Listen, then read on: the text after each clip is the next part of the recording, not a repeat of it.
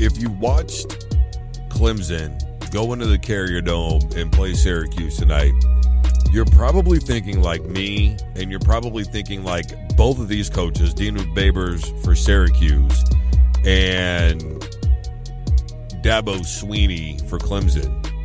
And that is, Clemson's going to say to themselves, we should have won this game by 50. And Syracuse is going to say to themselves, we could have won this football game and at the bare minimum been in a position to win this football game. And I think that a lot of the heat that Trevor Lawrence is drawing is only going to intensify after watching this football game tonight. The very real reality of it is he is not the MVP of this football team. His receivers are the MVP of this football team. Travis Etienne is the MVP of this football team. That offensive line, when they run the football, is the MVP of this football team. That defense plays spectacular. And Brett Venables, their defensive coordinator, is phenomenal. Do you understand what I'm saying here? It's the team that's around Trevor Lawrence at this juncture. And one of the things that I talked about when I was doing my segment on why I hate top 25 polls, and Syracuse this year being one of those reasons, Maryland being one of those reasons, Florida being one of those reasons. Yeah, they end up pulling away the victory tonight, but how good do they legitimately look? Do they look like a top 6 team? Okay. I hate those damn polls. I'm not going to get into it right now, but this is why. Because I don't think that we really know how good Clemson is, and I don't. And what I was alluding to is specifically Trevor Lawrence. I think we know how good Clemson is as a team. Let me rephrase this. We know how good they are as a team, but I don't think we know how good Trevor Lawrence is. And one of the things that I talked about is he a one-hit wonder. One-hit wonder. And it's starting to look that way. Part of it is coaching. I felt like Clemson, the way that they were really trying to heave the ball down the field tonight and putting their quarterback in some bad positions and basically just saying our receivers are good enough for 50-50 balls, I feel like they actually put their offense in a bad situation. Dabo Sweeney has had the courage before to come out and say our kids overcame our coaching. He was talking about that Texas A&M game from a couple of seasons ago, right? He said our kids overcame our coaching. And I felt like it was probably the same tonight. I think Dabo and company is having a very difficult time understanding who they are as an offense. One of the things that they talked about tonight was timing. Well, you're in the game number what already into this season? The timing and all that should start really, it should be coming together right now. And it's not for this offense. And Trevor Lawrence is going to catch some of the blame. Obviously, route running for receivers is going to have to be a part of that too, though. Look, Clemson looked to me tonight on a couple of different instances like they just figured we could just drop back, everybody go deep, somebody's going to catch it. And it's just not a good place to put your football team in. And I think that when you look at Clemson, I think they are refusing to acknowledge who they really are, and that is a run-first football team with Travis Etienne. They are actually an option team because Trevor Lawrence has got some serious wheels, man. And one of the things I talked about in the preview going into this week was he needs to remember that he is a pocket passer. As much as he wants to use those wheels, he's got to remember who he is back there. But I think from what I saw tonight, this is a run-first football team. And I remember after one of the turnovers and Syracuse couldn't score yet again, I really thought to myself, Clemson is just going to start running the ball down their throat now and they're going to stop playing games. They didn't do that. They kept trying to throw the football, and it really blew my mind. Both of these teams offensively were in some really good positions. Trevor Lawrence's stats look really good on the surface. For instance, 198 yards passing in the first half. But his receiver, T. Higgins, had 150 yards receiving in that first half. By the way, not a single yard. But look, the point is 150 out of 198 yards could be accounted for by one guy. And a lot of it was catch and run. Some of it later on in the football game was very much throw it up to a guy and see what he can do against a 5'8 cornerback for Syracuse. But I'm going to tell you something right now. Clemson better be ready because they're going to start. If anybody saw this football game, they're going to catch some heat from fans. They're going to start saying, this team may not be that good this year. Defensively, they look great. Everybody else around Trevor Lawrence looks great.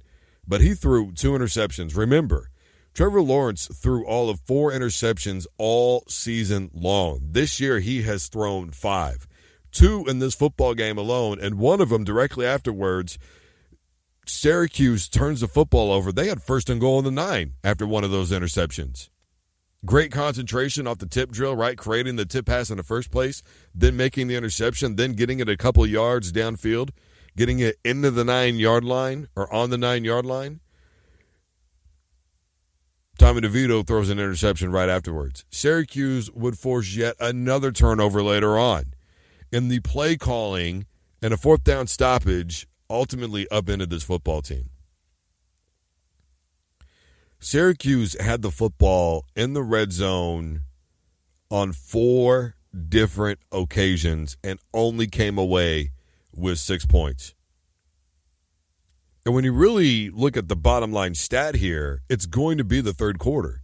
And this is why I say, because the 2 interceptions happened in the third quarter, so Syracuse has got an opportunity, right? And then you look at the third quarter for Clemson, 229 yards of total offense. And this is all they could muster, was a 34-6 victory over the Qs. Look, I think that it's time for Clemson to go back to the drawing board and understand that they're an option football team. As far as Syracuse goes, I thought they made some really good adjustments defensively in this football game. Look at it like this. Dino Babers, their head coach, finally said to hell with it. And it was like 4th and 2 when Syracuse had the ball, was their own 35, 40-yard line, somewhere in their neighborhood. They get stopped, and they hold Clemson to a field goal that they missed. At that point, it was still, 27-6? You have to understand that Syracuse's defense, combined with the mistakes of Trevor Lawrence, really kept them in this football game. They technically outplayed, I think, any defense that Trevor Lawrence has seen to this point, and that includes Texas A&M. But the fact of the matter is they could not finish drives. And this is something I've been talking about with Dino Babers over the last couple of seasons. As good as a coach as he is, there is a huge miss in the play calling. And Tommy DeVito missed a couple of chances too, right? Football awareness, situational football. You got 2 different instances down inside the goal line where Clemson is running guys on and off the field, and instead of just snapping the ball, you go ahead and basically wait and set, and you give Clemson a chance. You give Clemson a chance because now they're in place defensively. It had to be frustrating. It was frustrating because I am a Syracuse fan. I've been a diehard since I was 12 years old, and it's a long story. I'm not going to get into it. It's a childhood story with my dad. First time I saw Donovan McNabb play, but regardless, it is frustrating. It is frustrating to know that you should have been in this football game. It is frustrating to know that you got smacked around the way that you did by Maryland. And it is frustrating to know that no matter what, we just can't seem to get over it, man. Get over that hump and be a consistently good football team who executes when it matters most. The play calling is always on point. We don't make mistakes. Our defense has been so good over the last 5 years. If I remember correctly, number 1 in all of college football last year in creating turnovers. They did that. That's how you beat teams like that. You get them on your home field. It helps with recruiting. It helps with everything. You get them on your own home field. You let that sellout crowd scream at the top of their lungs. You create turnovers on defense, and then you finish the job by putting the ball in the end zone. That is how you get it done. Because a win like that would have been the second time in 3 years, and I think people would have looked up and took notice of Syracuse. Despite the Maryland game, especially if Q's would have went on and had a successful season. They would have won 9 or 10 games. People would have said, I want to be involved in games like this. I love Dino. He's doing a phenomenal job. I want him to stay in Q's. I get the feeling that some team is going to come calling that is going to be bigger and able to draw him away. I hope it doesn't happen. But he's got to clean up some of the play calling. The team has got to clean up the execution. And ultimately, I do give credit to Clemson's defense. I'm telling you what, they are nasty, mean. They fly over the football field. And Tommy DeVito could not breathe. Just could not breathe at all in that football game. It took some really big plays by Mo Neal to even give Syracuse a chance without having to start on the Clemson, basically, let's call it 10-yard line. Guys, I am Drew Duncan, host of the Full Court Press. Facebook, Twitter, and Instagram is all at Drew Duncan 83. Facebook, Twitter, and Instagram is the Full Court Press as well. And you can find me on YouTube. Simply look for Drew Duncan. And, of course, you can listen to us wherever you listen to podcasts. Simply tell your device to play the Full Court Press by Drew Duncan. And, as always, don't you dare touch that dial.